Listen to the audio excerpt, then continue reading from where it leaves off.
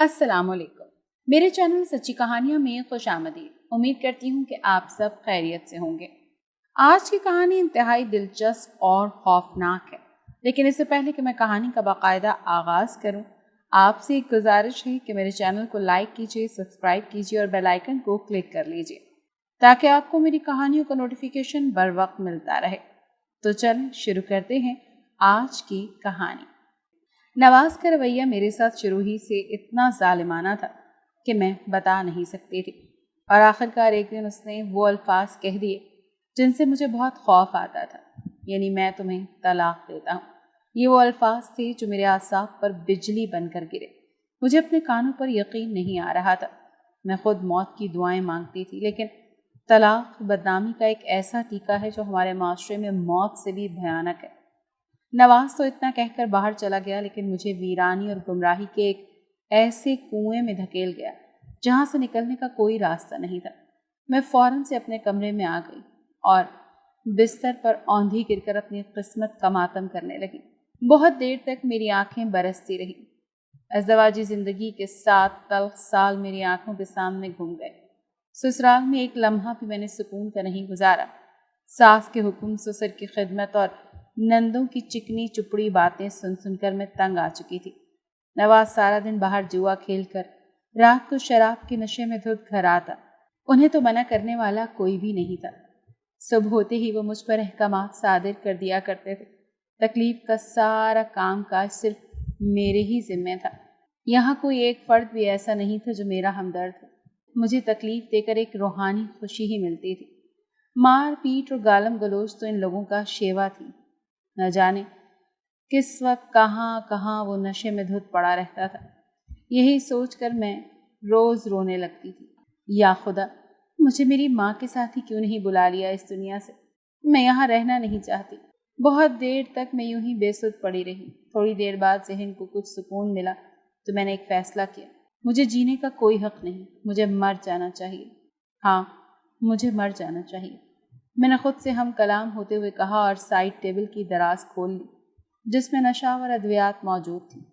نہ جانے میں نے کتنی گولیاں پانی کے گلاس کے ساتھ اپنے حلق سے اندر انڈیل لی۔ میرے ذہن کے کسی کونے میں چنگاری بن کر ایک جھماکا سا ہوا۔ حاشر، اور گلاس میرے ہاتھ سے چھوٹ گیا۔ حاشر، میرے بچپن کے ساتھی، میرا پیار، مجھے آج تک اس کے آخری الفاظ یاد ہیں۔ میں ساری عمر تمہارا انتظار کروں گا۔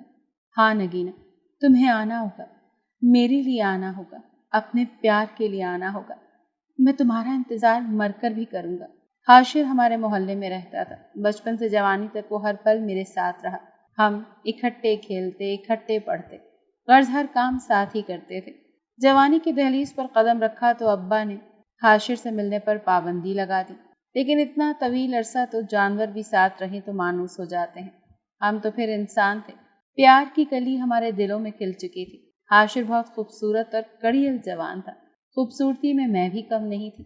گاؤں کے کئی جوان میرے رستے میں اپنا دل بچھائے بیٹھے تھے۔ میں کنویں پر پانی بھرنے کے بہانے حاشر سے ملنے جاتی تھی۔ ہمارا پیار بہت گہرا تھا، ساگر سے بھی زیادہ گہرا۔ حاشر کی سب سے بڑی کمزوری اس کی غربت تھی۔ میٹرک تک پڑھنے کے بعد نوکری نہ ملنے پر اس نے گاؤں کے لوگوں کی طرح کھیتی باڑی کرنا شروع کر دی۔ وہ اپنی بوڑھی ماں کے ساتھ ایک گھر میں رہتا تھا۔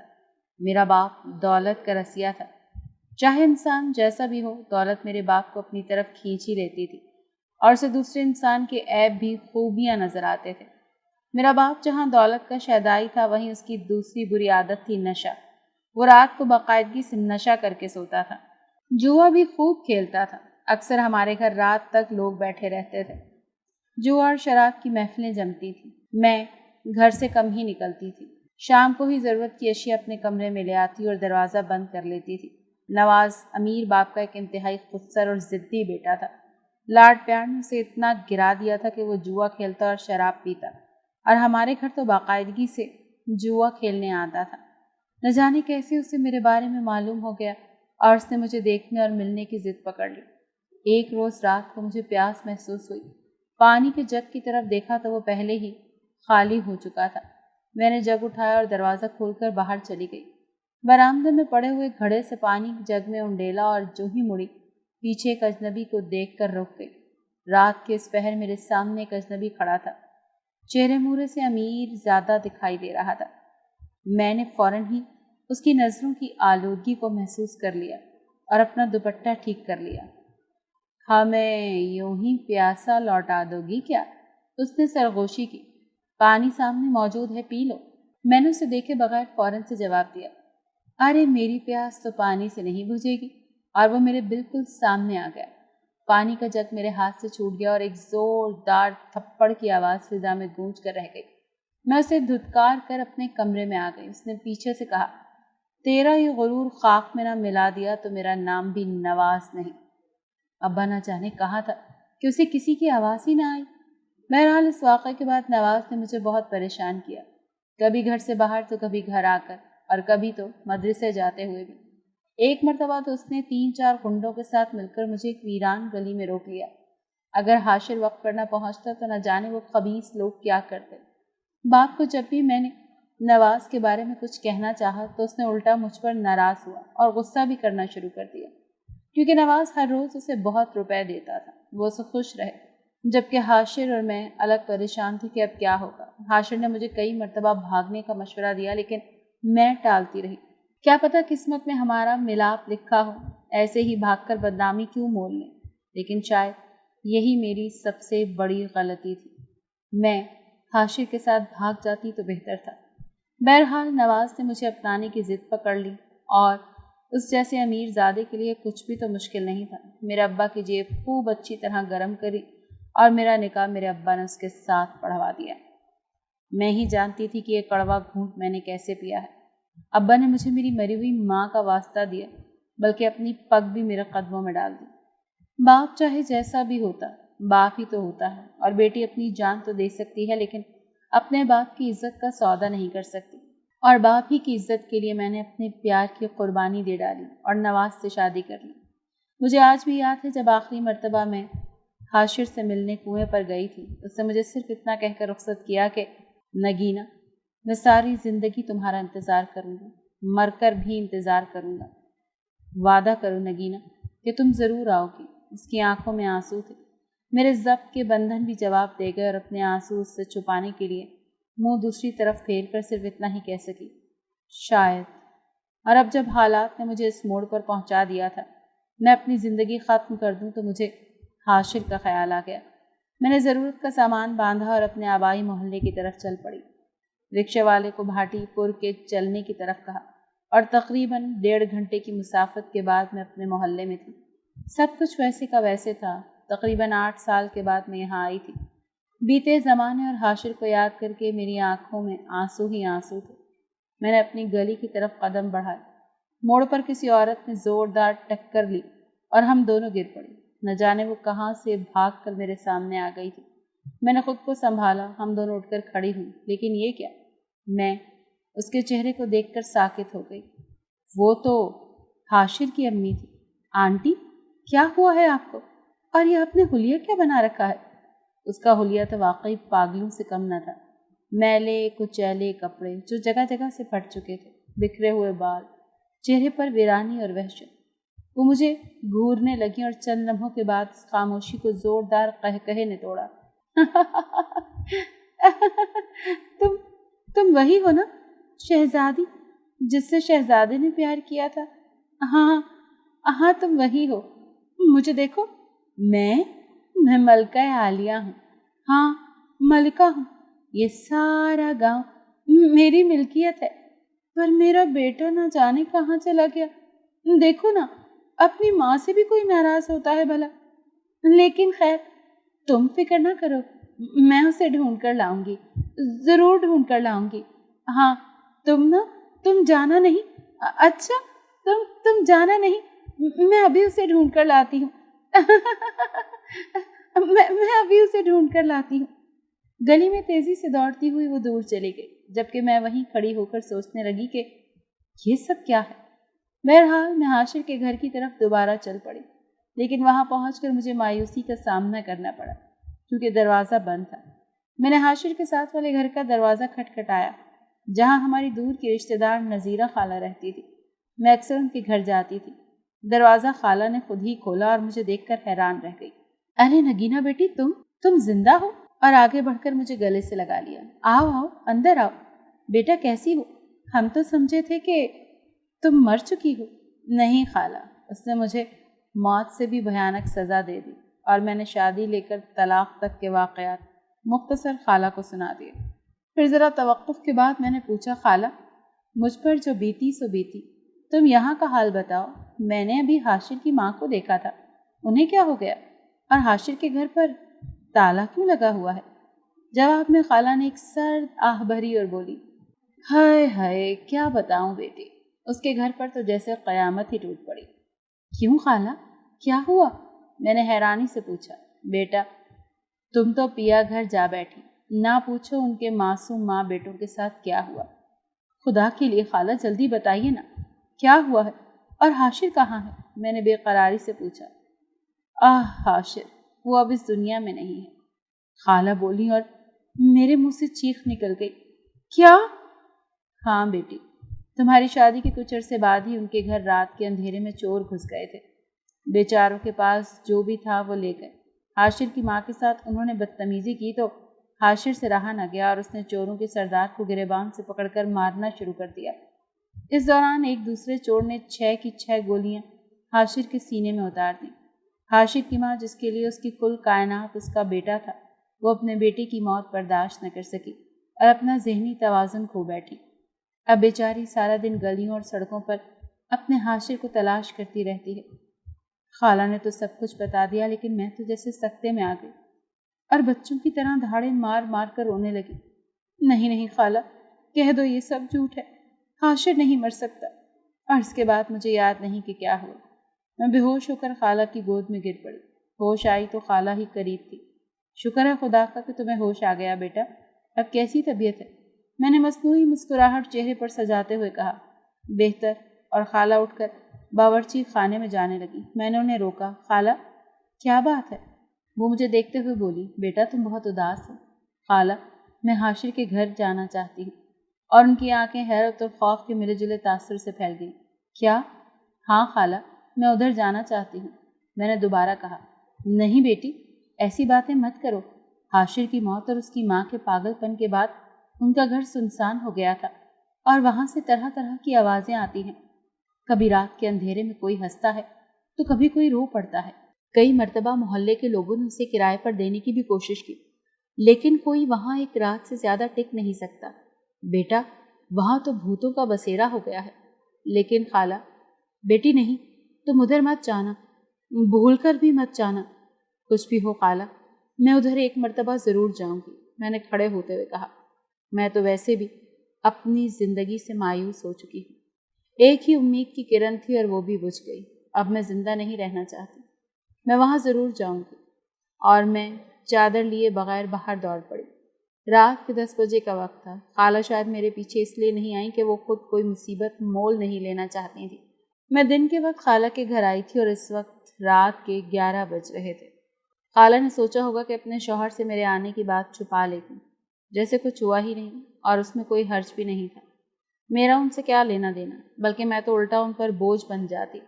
بہرحال میں پیچھے دیکھے بغیر حاشر کے گھر کی طرف چل دی۔ گاؤں میں لوگ جلدی سونے کے عادی ہوتے ہیں، اور بقول خالہ کے حاشر کا گھر اتنی پراسراریت کر چکا تھا کہ شام کے بعد تو یہاں سے کوئی گزرتا بھی نہیں تھا۔ میں دروازے پر پہنچی، لیکن اس وقت میری حیرت کی انتہا نہ رہی جب میں نے دیکھا کہ تالا کھلا ہوا تھا۔ مجھے اچھی طرح یاد تھا کہ دن کو یہاں تالا لگا ہوا تھا۔ خیر میں نے اللہ کا نام لیا، کنڈی کھولی اور دروازے کو اندر دھکیلا۔ دروازہ ہلکی سی چڑچڑاہٹ کے ساتھ کھل گیا۔ مکان کی اندرونی حالت بہت ہی بوسیدہ ہو چکی تھی۔ جگہ جگہ مکڑیوں نے جالے بنا رکھے تھے۔ ہر چیز گرد میں اٹی ہوئی تھی۔ ہر طرف گہرا سناٹا اور بھو کا عالم تھا۔ ماحول بہت ہی ہیبت ناک تھا، لیکن مجھے جیسے زندگی سے بیزار انسانوں کے لیے یہ پراسراریت اب بے معنی تھی۔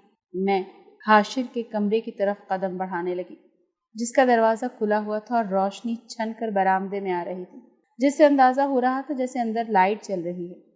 جو ہی میں اندر داخل ہوئی تو ٹھٹک کر رک گئی۔ اندر کوئی دروازے کی طرف پشت کیے سفید لباس میں ملبوس کھڑا تھا۔ کمرہ روشنی سے چمک رہا تھا۔ یہ کہنا بجا ہوگا کہ کمرہ سارا بقائے نور بنا ہوا تھا۔ میں نے ہمت کر کے پوچھا، کون ہو تم؟ اور جواب میں اس نے اپنا رخ میری طرف موڑ دیا۔ ایک لمحے کے لیے جیسے وقت کی رفتار تھم گئی۔ میرا دل دھڑکنا بھول گیا۔ مجھ پر تو جیسے حیرتوں کے پہاڑ ٹوٹ پڑے۔